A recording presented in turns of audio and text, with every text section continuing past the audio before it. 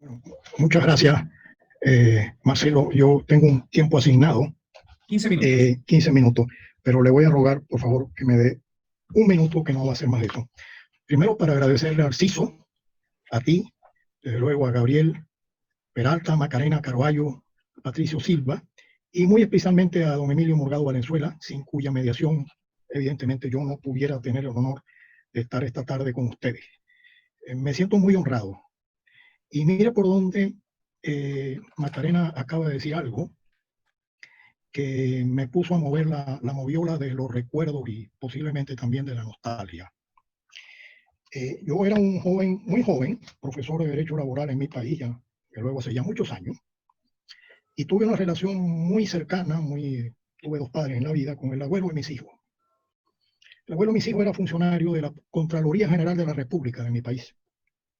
Y una tarde, de las tantas tardes que nos veíamos, me dice: mira, conocí a un señor allá, chileno, que debe ser un hombre muy ilustre, porque me pareció un hombre extraordinariamente interesante. El abuelo de mis hijos era ingeniero, no era jurista. Y tiene un despacho como asesor del Contralor General de la Nación de mi país. Ese chileno ilustre que pasó parte del exilio en mi país fue el doctor Enrique Silva Sigma. Y desde luego, con el paso del tiempo, yo que no tuve ocasión de conocerle, tuve una conexión de admiración por vía de quien fue el abuelo de mis hijos, a quien yo quise como un padre que se fue de este mundo hace muchos años, y es lo que me ha traído ahora el recuerdo de esa mención final que hace Macarena. El doctor Silva Sigma pasó años y desde luego se le recuerda en mi país como un chileno que fue a hacernos mejor de cómo nos encontró. Y quisiera recordarlo esta tarde donde yo no sabía que iba a surgir. Y ahora voy con los 15 minutos.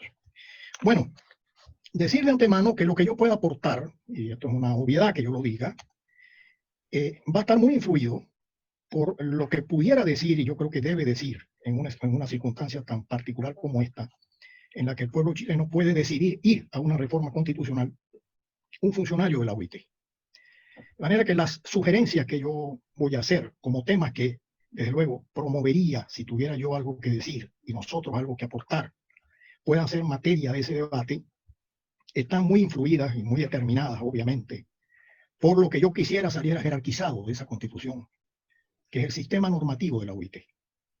En un momento de extraordinario riesgo, y ojalá el CISO convocara pronto un debate sobre esto, que seguramente ya lo ha hecho. ¿Cuál es el riesgo de la pandemia en relación al multilateralismo? Porque en el multilateralismo estamos nosotros como una agencia de lo que fue el ícono del multilateralismo después de la Segunda Guerra Mundial, que fueron la Organización de las Naciones Unidas. En consecuencia, voy a plantear 4 temas que yo quisiera que ojalá pudieran considerarse y entrar al debate constitucional que el pueblo chileno puede decidir darse en unos pocos meses. Y el primero ya ha sido planteado, y yo lo que vendré es a reforzar el por qué es determinante que esto aparezca en la nueva constitución. Comenzando porque el trabajo decente, a la fecha, no tiene ninguna recepción en ninguna constitución, por lo menos iberoamericana, y dudo que en otra parte. Hubo legislaciones laborales más recientes, incluso algunas legislaciones laborales icónicas, como la Ley Federal del Trabajo de México, cuya primera versión coincidió con el primer Código Laboral chileno, que es del año 1931. Esa ley federal se reformó en el año 2012, y entre los grandes hitos de esa reforma fue incorporar la noción del trabajo decente en el artículo 1 de ese código, bajo un título que se llama de los derechos fundamentales del trabajo.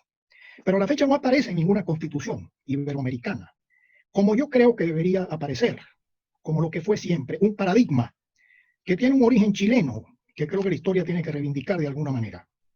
Porque la trayectoria de esa categoría es, por decirlo menos, admirable, inédita y desde luego brillante.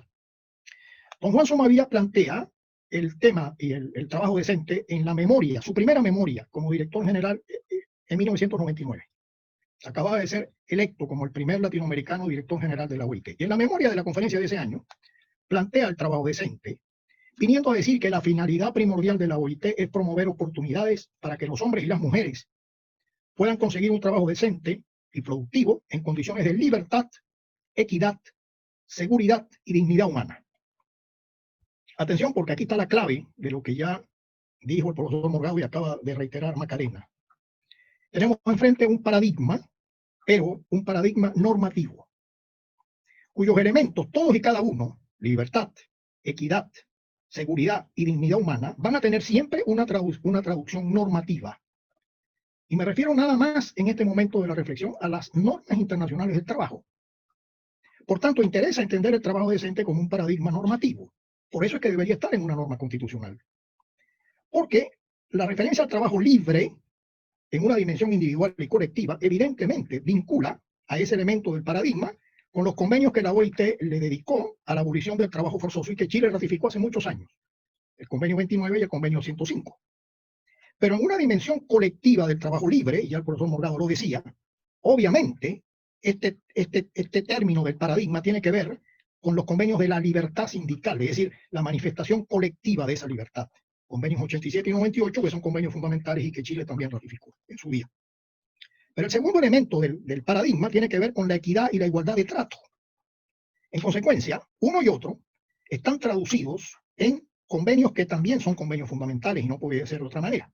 El convenio 100 sobre igualdad de remuneración entre hombres y mujeres y el convenio 111, que fue históricamente el convenio más importante que la OIT le dedicó a la igualdad de trato y a la no discriminación. Por lo tanto, lo que quiero decir es que ese trabajo decente, entendido como un paradigma, que se disgrega en 4 componentes: la dignidad humana, la equidad, la seguridad y la libertad, todos y cada uno de esos componentes se traducen en normas del sistema normativo de la OIT. Convenios que son fundamentales algunos, otros que no lo son, pero que van camino en serlo. Me refiero al convenio 155 sobre la seguridad y salud de los trabajadores, que ya anuncia la declaración del centenario que pudiera terminar siendo, si los mandantes lo entienden así, uno de los convenios fundamentales más pronto que tarde, sobre todo motivado fundamentalmente por las circunstancias de la pandemia que estamos viviendo. Pero yo dije que ese término había tenido una ruta y una trayectoria brillante, posiblemente única en la historia de la OIT, porque habiendo nacido o habiendo sido expresado por primera vez en una memoria del director general en 1999, la declaración de la OIT sobre la justicia social para una globalización equitativa, que ya es otra cosa, es una declaración de las apenas 4 que la OIT adoptó a lo largo de 101 años de historia. Esa declaración vino a legitimar para siempre la noción del trabajo decente. Ya no estaba en una memoria del director general Juan Somavía, y aquella memoria viajó a la declaración de 2008 sobre la globalización equitativa. Pero al año siguiente, y desde luego hace algún tiempo, algunas semanas, los economistas decían que ese era el antecedente de lo que estamos viviendo. Parece evidente que esto es mucho más serio que la crisis mundial de la economía del 2008. Esa crisis la OIT la saldó con el Pacto Mundial para el Empleo del año 2009, precisamente. Y quien lee ese Pacto Mundial va a encontrar un párrafo que dice que es menester proveer una base acordada internacionalmente para las políticas diseñadas para reducir el periodo entre recuperación económica y recuperación con oportunidades de trabajo decente. Hay la tercera escala de esa ruta brillante. Una memoria, la declaración del 2008 y el Pacto del Empleo en el año 2009. Pero faltaba un paso más. La noción del trabajo decente fue extramuros de la OIT y terminó siendo receptada por la Organización de las Naciones Unidas. Y hoy día, el trabajo decente que trascendió a la OIT fue receptado por la Agenda 2030 para el Desarrollo Sostenible, que le dedicó el objetivo 8 al trabajo decente y crecimiento económico, que destaca entre las metas de la organización para el año 2030, el empleo pleno, productivo y el trabajo decente para todas las mujeres y los hombres. Como ustedes ven, la eventualidad de la constitucionalización de la noción del trabajo decente, que significaría ni más ni menos que sería la chilena, ojalá, la primera constitución iberoamericana y posiblemente del mundo que lleve a ese rango el paradigma del trabajo decente, sería como el culmen constitucional volver a traer a Chile lo que fue una categoría que de alguna manera, en voz de un chileno ilustre, salió de aquí y que tuvo esa ruta que he tratado de perfilar en muy pocos minutos. Y voy rápidamente al segundo tema, que ya ha sido efectivamente planteado. A partir de los años 90 del siglo pasado, se dio un movimiento de reforma constitucional en América Latina que vino a darle una jerarquía particular a los derechos humanos y en lo que yo puedo referir a los derechos humanos vinculados al trabajo. Hubo un momento que superó un largo periodo dualista, decían los profesores de Derecho Internacional Público, que por mucho tiempo en muchos países le reconoció un rango y una eficacia muy relativa a las normas de la OIT, a los convenios internacionales del trabajo. Entre otras cosas, porque después de la ratificación del instrumento hacía depender la eficacia del mismo instrumento al desarrollo de una legislación nacional de reglamentación. Esa etapa en buena manera quedó atrás. Y sostengo, y esto no es ninguna novedad, y habrá quien lo argumente con mejores razones que las mías, que estamos en un momento neomonista si se ve lo que fueron las reformas constitucionales en América Latina, sin duda, desde los años 90 hasta esta fecha. Empezando por el comienzo de la década de los 90, Colombia reforma su constitución en el año 1991, Perú reforma su constitución en el año 93, Argentina lo hace en el año 94, salta la década al nuevo siglo, y constituciones muy recientes como la del Ecuador o la constitución del Estado Plurinacional de Bolivia en 2009 le da un tratamiento muy jerarquizado a los derechos humanos y particularmente a los convenios de la OIT vinculados o relativos a la tutela de los derechos fundamentales. Esto tiene una especialísima significación y desde luego lo que estoy sugiriendo, y es una obviedad, es reforzar el carácter monista de la Constitución para promover y reforzar el rango que en el sistema de fuentes constitucionales que surja del debate que se va a dar, si el pueblo chileno lo decide, quede muy jerarquizado el rango de estos convenios, para que ya no haya marcha atrás en ese principio que se ha dado a llamar el principio de irregresividad, que ciertamente no surgió del sistema normativo de la OIT, pero terminó teniendo una enorme incidencia en el sistema normativo de la OIT.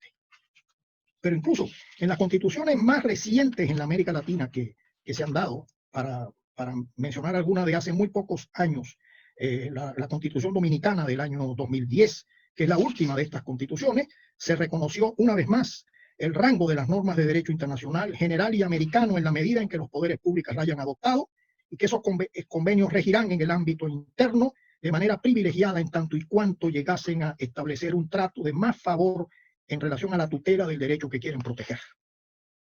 Incluso hay algunas circunstancias que ya surgieron, y el profesor Morgado lo planteó en su ponencia. En el caso de la Constitución boliviana se dio una situación que hasta ahorita yo no he visto en otra parte.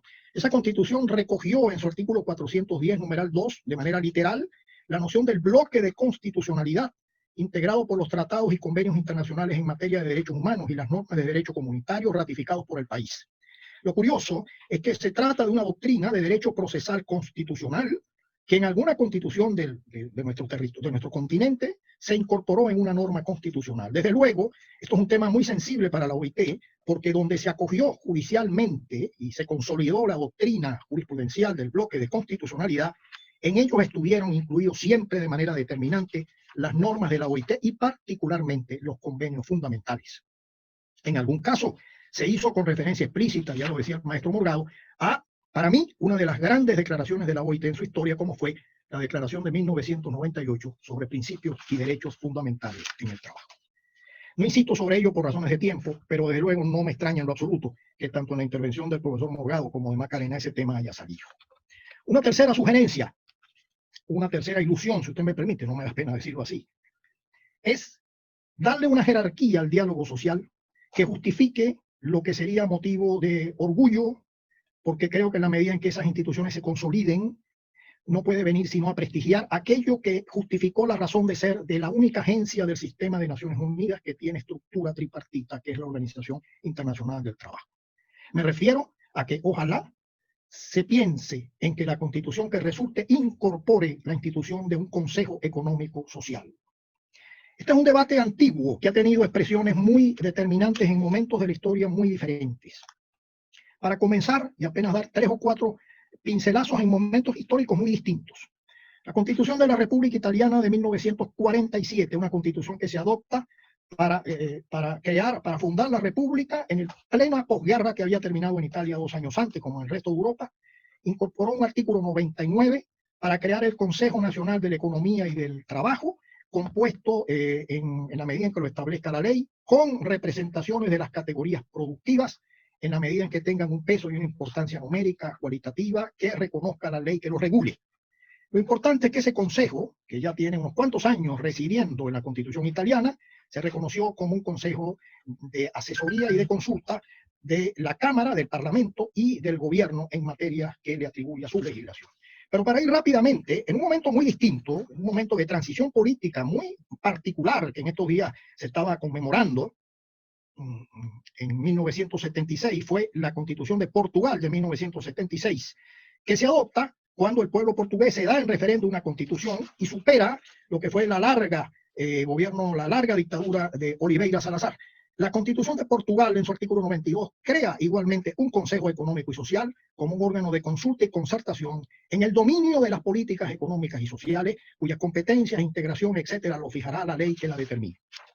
Un año y medio después, la Constitución de 1978, la Constitución Democrática Española, trae un artículo 9.2 que ordena remover los obstáculos que impiden o dificultan plenamente y facilitar la participación de todos los ciudadanos en la vida política, económica, cultural y social. Ese artículo 9.2 de la Constitución Española fue lo que justificó que en 1991 España pasara la ley vigente que creó el Consejo Económico y Social. Ojalá esto fuera un tema que pudiera ser considerado como propuesta al momento del debate constitucional que el pueblo chileno, llegado el caso, decida darse. Y perdóneme, no me voy a pasar más de un minuto, pero lamento que no me quede tiempo para justificar la cuarta propuesta temática que ya salió en voz del maestro Morgado y de muchas maneras Macarena le llegó por un lado y por otro. La relación de trabajo es la piedra angular de la protección laboral. Esto no lo dice este servidor. Eso lo dijo con esa literatura un documento que la OIT produjo a principios del año pasado, que era el año del centenario, que se llamó el documento sobre la Comisión Mundial sobre el Futuro del Trabajo. Ese documento tuvo una influencia determinante en lo que es mi último comentario, la declaración del centenario de la OIT para el futuro del trabajo. Esa declaración, que es la declaración que se adoptó, parece mentira, hace apenas un año, que parece que fue hace mucho más, vino a decir que la relación del trabajo es el medio de proporcionar seguridad y protección jurídica de los trabajadores.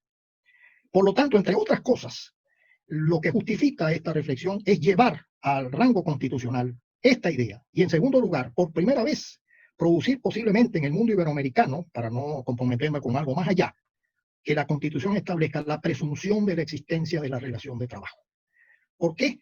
Porque lo que la pandemia dejó claro desde el primer momento fue una segmentación del mercado laboral que ya sabíamos que el derecho laboral había detectado, que la OIT detectó estadísticamente hace muchos años, pero no es lo mismo la fría cifra estadística a cuando la estadística se vuelve vivencia y dificultad para cientos y miles de trabajadores. La línea divisoria entre el trabajo protegido y el no protegido tiene que ver, desde luego, con un cúmulo importante de trabajadores que nunca vieron definida su relación de trabajo, que fueron trabajadores autónomos, pero en el fondo falsamente autónomos, trabajadores bajo relaciones laborales encubiertas o ambiguas, esto es una categoría que manejan las normas de la OIT, y que ahora esa situación la estamos viendo, no en el marco de una reflexión académica, sino en el marco y en el escenario de una tragedia económica como la que estamos viviendo en el mundo entero. Por lo tanto, el tema de la relación de trabajo, desde luego, si hay una lección aprendida para el constitucionalismo social producto de la pandemia, es llevar al rango constitucional, a la mayor jerarquía normativa, de un lado la relación de trabajo como piedra angular de la protección y de otro lado la presunción de la existencia de la relación de trabajo entre el que presta un servicio y el que lo recibe. Principio, por demás, que está en el corazón de la historia del derecho laboral iberoamericano desde siempre. Te quiero pedir